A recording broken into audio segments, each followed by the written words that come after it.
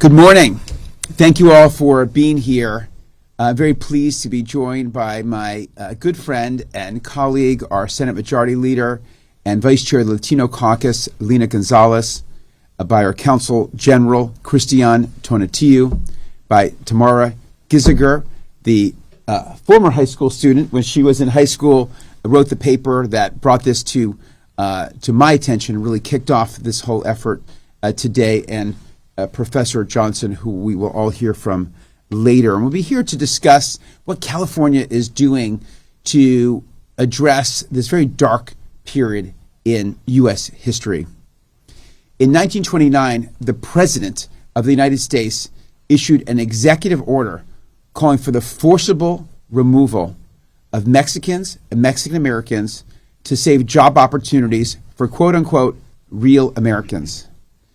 This was a policy based in racism, and this was a policy that led to the forced deportation of over 1 million people of Mexican descent, and it's estimated that almost 60% were American citizens.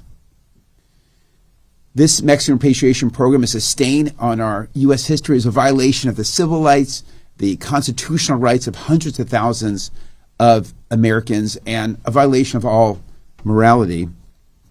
But today, as we approach the 95th anniversary of this order, not enough people know about it. I did not know about it until Tamara brought it to my attention. I was a history major.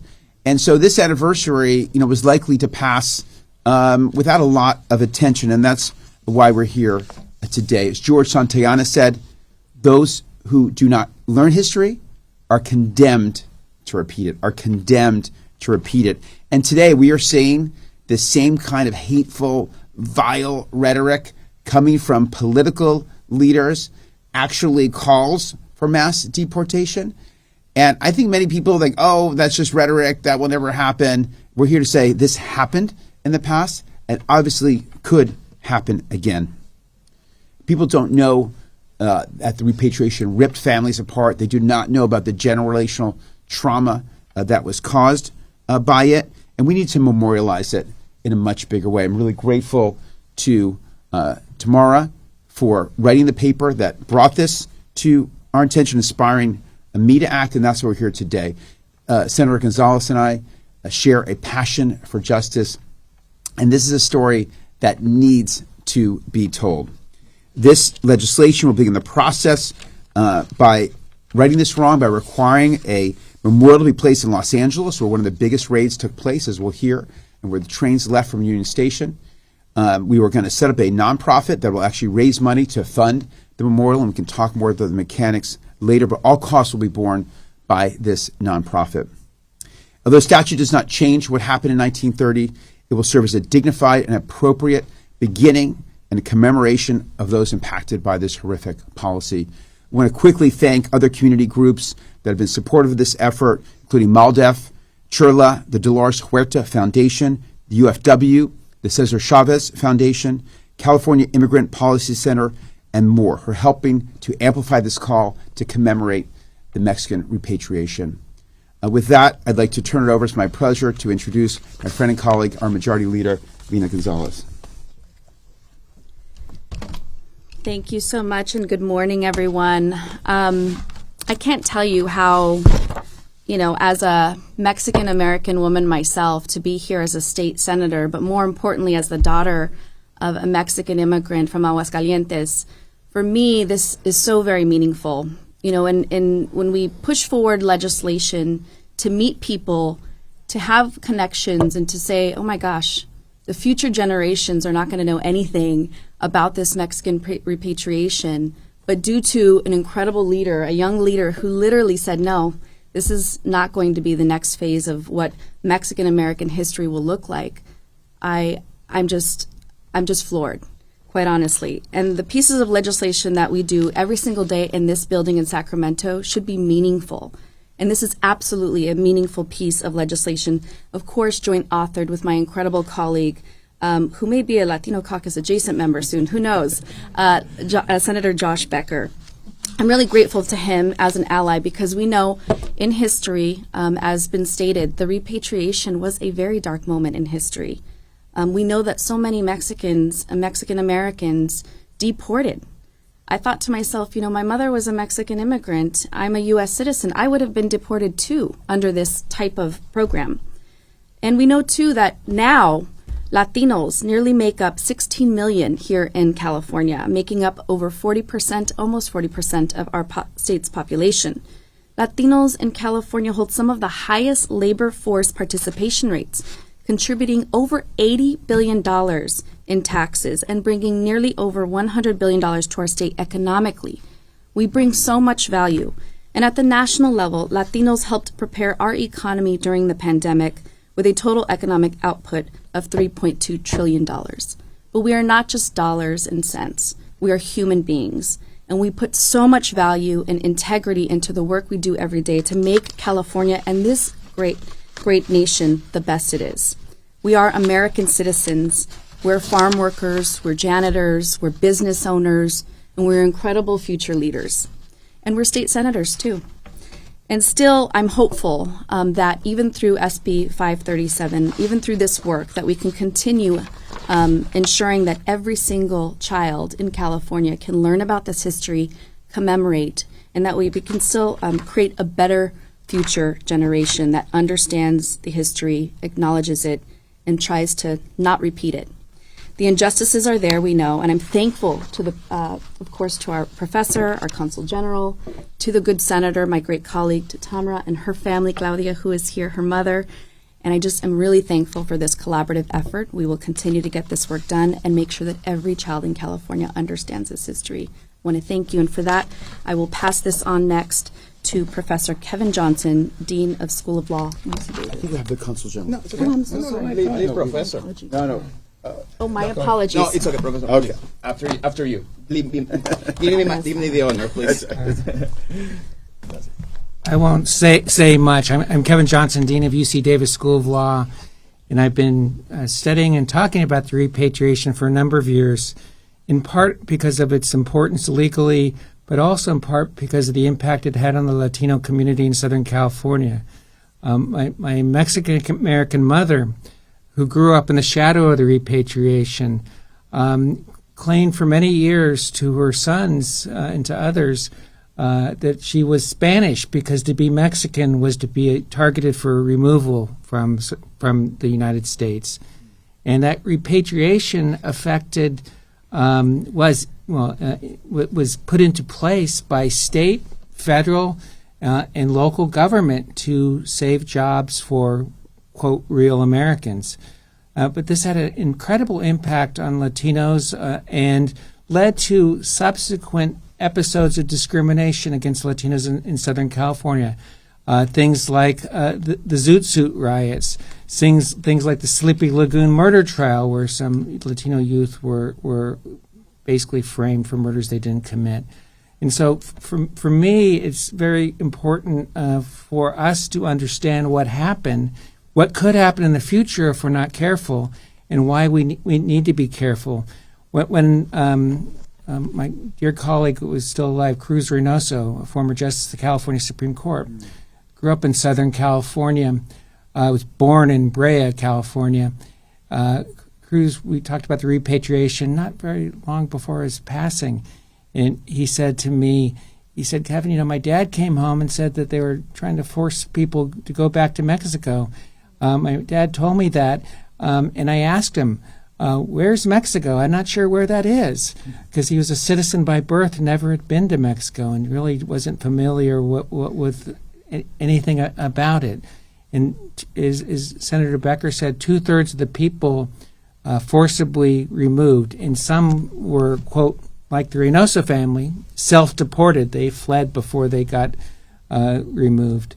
They were terrorized and fearful and didn't have any legal rights or any legal protections or any removal hearings or anybody looking out for them. And politically at the time, there was no legal or political solution. So for me, those are the reasons why this is so important for us to keep in mind, especially today. Thank you. Thank you. Thank you, Professor. And now I'd like to invite up our Consul General. Thank you, Senator. Muy buenos días.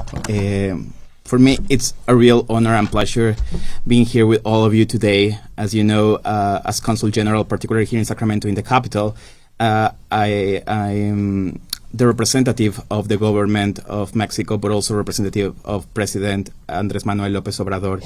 So this is very significant for us to be part of this initiative and to companion to my dear senators here on this initiative, which is so important in terms of visibility and in a way also to give memorial and keep and give honor to all the people who suffer during this dark history moment.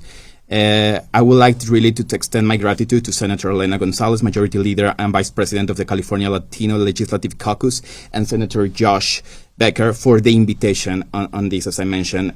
For sure, the announcement of this SB 537 initiative, City or County of Los Angeles Memorial to forcibly deported Mexican Americans and Mexican immigrants is so important.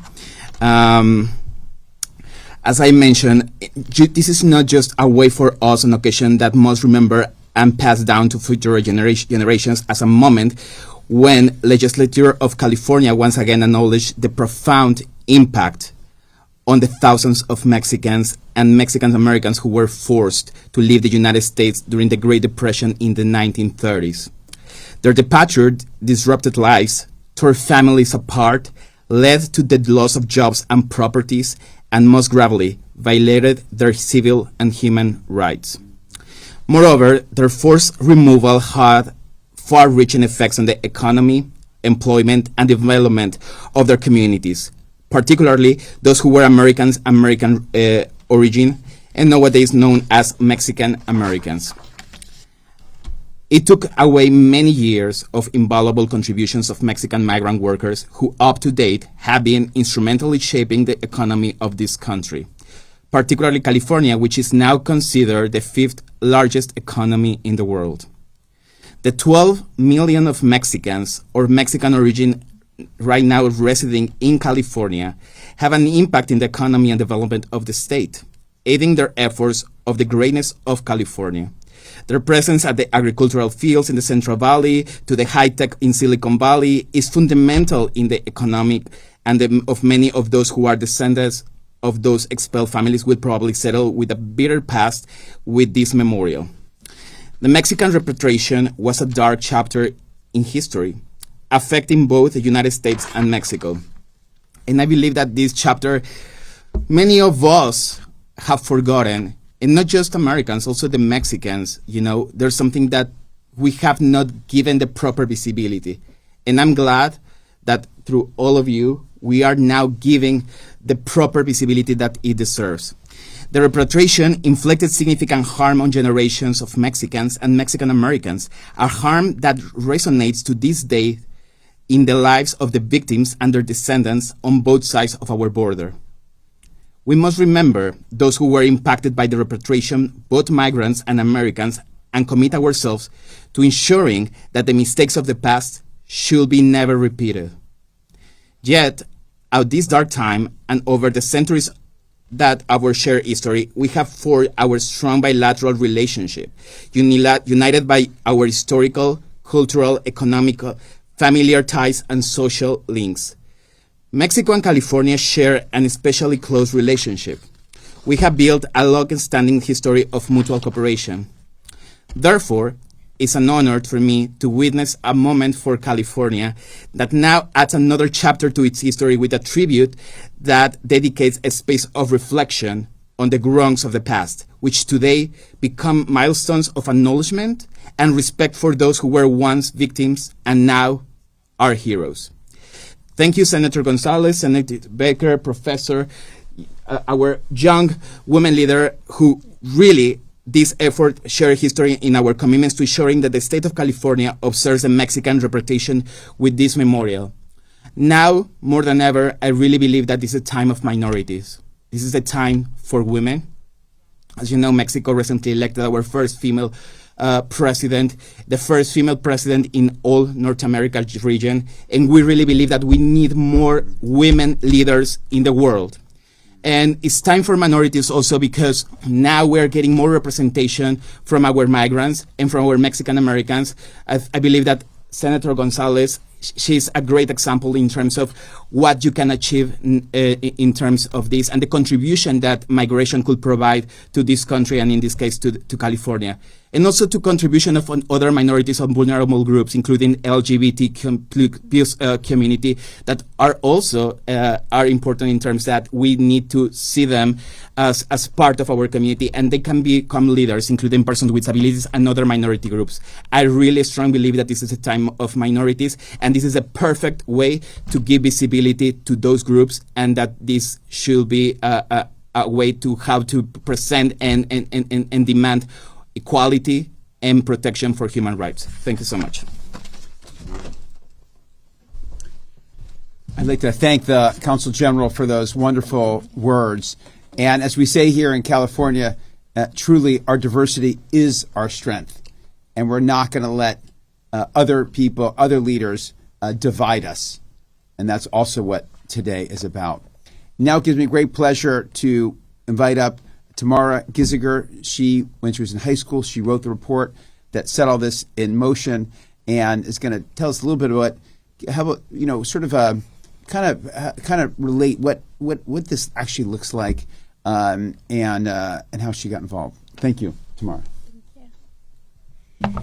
I just want to start by saying thank you so much for having me here and for making this possible. I wrote this paper my end of junior year in high school, and I never imagined I would be here today and this would be possible, but I am so grateful it is.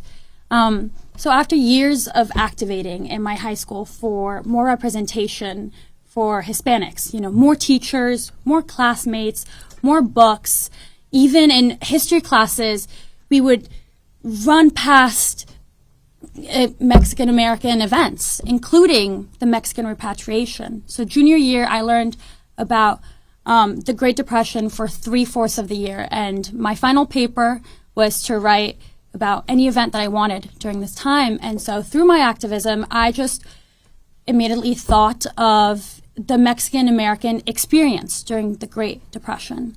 And that's when I found out the Mexican Repatriation. As Senator Becker said, 1 million Mexicans were deported, 60% of whom were American citizens.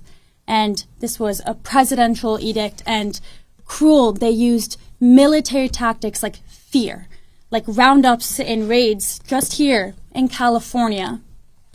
And nobody knows about this. Again, not the United States or Mexico. And this is why it's important. LA was the epicenter of the repatriation, and we need to know about our history so it cannot happen again.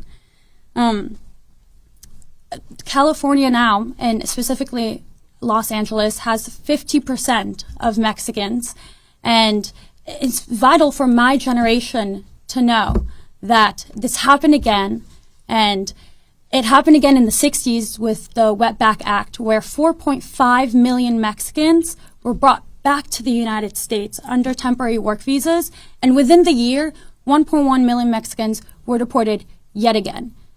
We cannot accept being seen as buffers. We are a vital part of the American economy, and we need to be seen as it. And this is why the statue is so important. It can be seen as a memorial to honor the families that have fought to be in this country, and to, memorialize the dark part of our history, but to make sure that we understand our own history as our Mexican community too, to have the power to believe in ourselves and to stand up and say, my family was part of this too. And if you ever see someone, if you know people that were part of this, please speak out. My cousin's grandfather was part of this, and she didn't even tell me until I spoke out about this when I first came out with my paper, when I was first speaking out in UN panels. Many families have come up to me feeling vulnerable and expressing themselves for the first time in years. And this is when I realized what we're doing is so important, not only to our community, but to the people that are watching us. And so I'm just so grateful to be here and to speak out on this issue, because again, if we don't understand our history, it can happen again, and the cycle needs to end now. Thank you.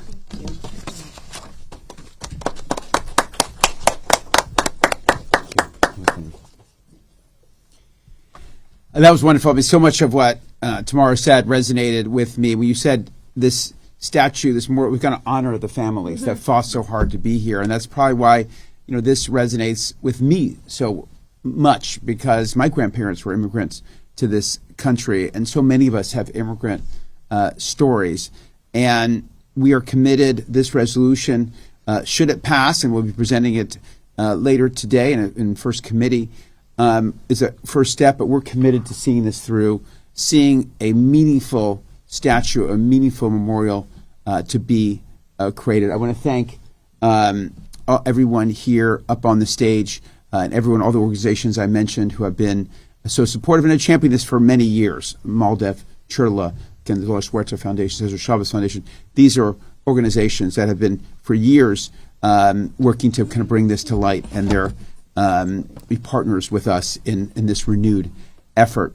With that, we probably have time for maybe one or two questions, if there are a couple questions, and if not, we'll be here afterwards.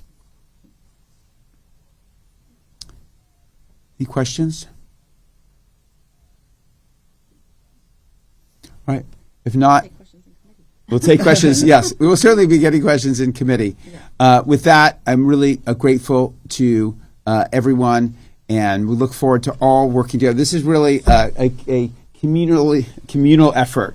Professor Johnson, who has been working on this for decades, the Consul General from his perspective, and we're sort of now kind of carrying that torch. And Tamara is really the next generation, and she's the one bringing this to the fore, which is super exciting. Grateful for everyone to be here today. Thank you. Should we get a picture right now? Yeah.